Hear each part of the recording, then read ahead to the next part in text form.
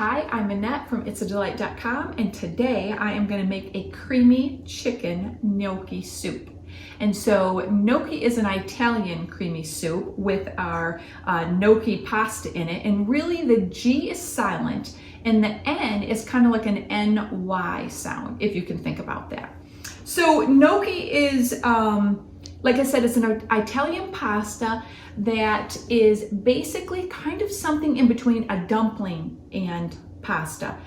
Pasta is made with flour and eggs, and the gnocchis are made with a potato and egg and then a little bit of flour added into that, okay? So that's what we're gonna make. This is super easy, a lot like the restaurant style ones that you hear and see about all over. Again, I love soups because they're a one-pan meal. We're gonna put this all in this one pot. I'm starting out today just as I always do with broth, and I've got 7 cups of broth that I'm using today for this recipe. And so all your ingredients, the whole recipe you'll have. There's a few optional things you can do. We're gonna thicken it with arrowroot powder and some heavy cream. And we're even gonna put a little bit of gelatin in there. That kind of gives it a nice creamy mouth appeal. So it's a little bit more like a cornstarch type of soup, but we're not gonna use any of those starches. We don't have any starchy veggies today. A little bit of carrot shred. Well, we have our gnocchi, but I'm actually using a cow flour gnocchi that I got from Trader Joe.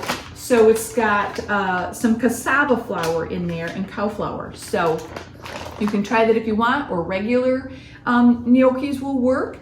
And you could even use something like pierogies. You could use regular pasta with it too. So we're just gonna dive in. I'm gonna get this, like I said, hot and boiling so we can start adding our stuff. But I'm gonna tell you a couple more things. One is there is a leek in this recipe. Some people may not know what a leek is. Leeks are kind of like an onion, a green onion and a regular onion mixed together. Fat, lots of great health benefits to leeks. It's kind of what they call a root stem vegetable. And they just make things, I don't know, I think cream soups, they just make soups taste wonderful. So a lot of you might not know, what do you do with a leek? Or I've never used a leek. So I will show you. I'm gonna cut this up real quick, how I do it, super simple. If you didn't have leek, you could just go with your onion, which I have here. You could add a little bit more onion. And I typically make this with blue kale, but I didn't have any blue kale and couldn't get any blue kale. So I have spinach, which works just as well.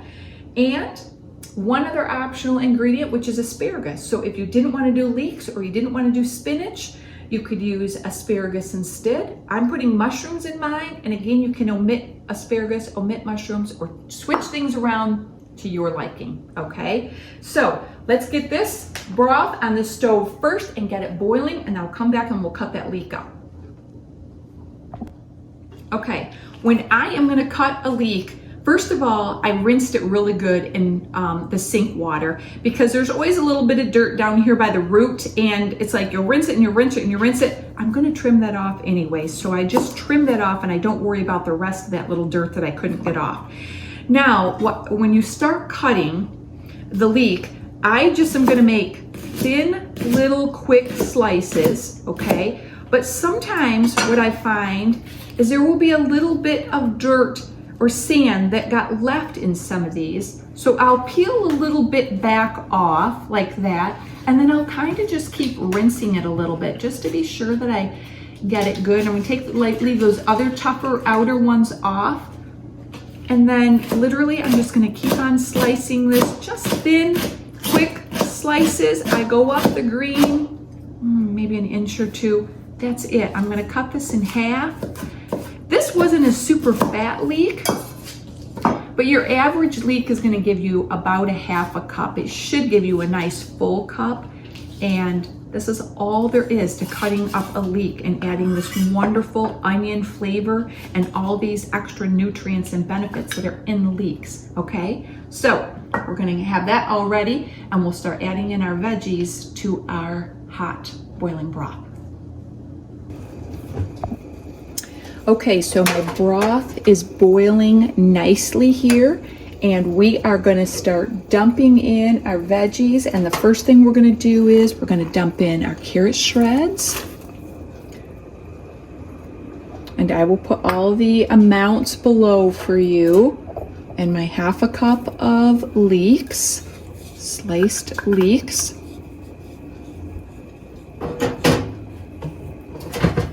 Next, I've got my chopped onion and my 2 teaspoons or 2 cloves of garlic is in there also. I'm gonna throw my mushrooms in there. And yes, we don't typically think that we can throw raw mushrooms in something that aren't sauteed. I always thought I had to saute my mushrooms for soup. You don't have to. You can throw them right in here and they're perfect. Mushrooms also are completely optional. You don't have to make up that veggie if you don't want to. I'm gonna throw in my just slightly thawed gnocchi. And I'm using the cow flour gnocchi. I'm gonna skip on the asparagus because I've got a lot of other veggies, but if you were gonna skip out on something, you could use asparagus. And for my green today, I'm using baby spinach. My preference is blue kale. And then I'm also gonna put in here my chicken bouillon just to add a little bit more flavor. And again, all the amounts will be below for you. Gonna just get this back up to a boil. Just stir this all in. We're gonna cook this for about 15-20 minutes, I think, just to be sure everything's good and tender and those gnocchis are done. And you could put a lid on it at this time if you wanted to, just to bring it back up to a little bit more of a boil, or you can just leave the lid off. And actually, while I'm waiting for it to boil, you know, let's just go ahead and we're going to season this up. So next, I am going to season this with some of my favorite seasonings.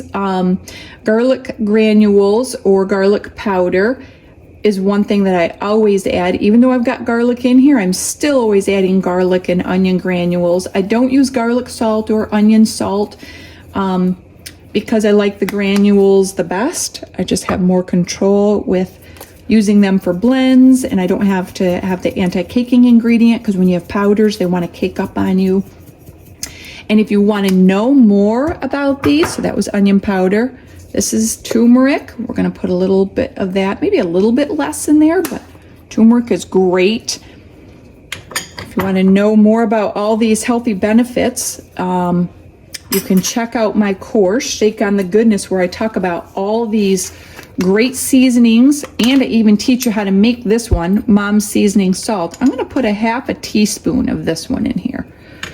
The other ones are all going to get 5 shakes at least. 5 shakes is about a 1/4 teaspoon. Some I like more. Turmeric I go a little less. It's kind of strong. This is kelp. I'm going to use quite a bit of kelp.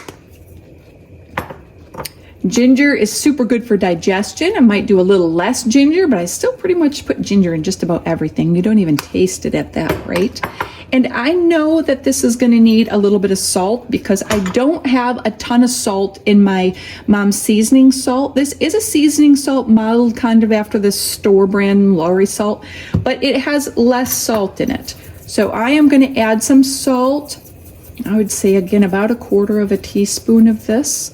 And I'm going to add some black pepper in here today because black pepper is so good when you put it in with turmeric. And my other favorite that I love to add is dried parsley. And I'm getting a little low there, but we're going to see if we can get a tablespoon out of that. Yeah, just about. I would add a good tablespoon of dried parsley in there. And we're going to, now we got it nice and boiling again. We're going to stir those great seasonings into this wonderful, nourishing soup. All just in one pan. I love this. It's cooking down nicely. So next I am going to add in my cheese and my heavy cream.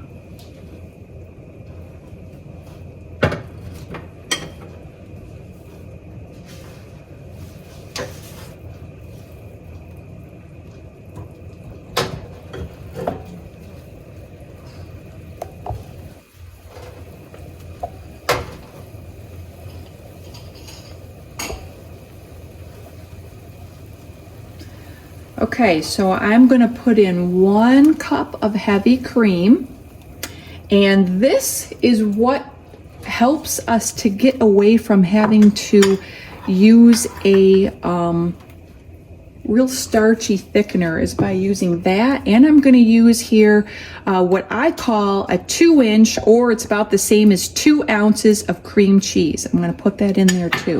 I'm just going to let that kind of melt, and I'm just going to stir that around, okay, in there. I'm going to dump in 1 cup of cheddar cheese, whatever shredded cheddar cheese. I happen to have a yellow. Sometimes, oftentimes I have a white cheddar cheese, but today it's yellow. I'm going to give this a stir, and I'm going to kind of keep just stirring this gently, because now is a time when that cheese would want to just sink to the bottom and burn. We don't want to let it burn, because I'm keeping my burner on high as this stuff just kind of melts and that cream blends in there. Never had it curdle, so I don't really get too worried about it. I'm not real gentle. I just keep dumping things in. I'm going to dump my chicken that I cooked ahead earlier in the week, and lots of times I just have frozen chicken. This is a good 2 cups. It's chopped and cooked. I dump that in there. If I had frozen, you can thaw, or I've dumped my frozen right in here before. And now we've got all of our good ingredients in here. This is smelling wonderful. And the last thing we need to add is our thickening.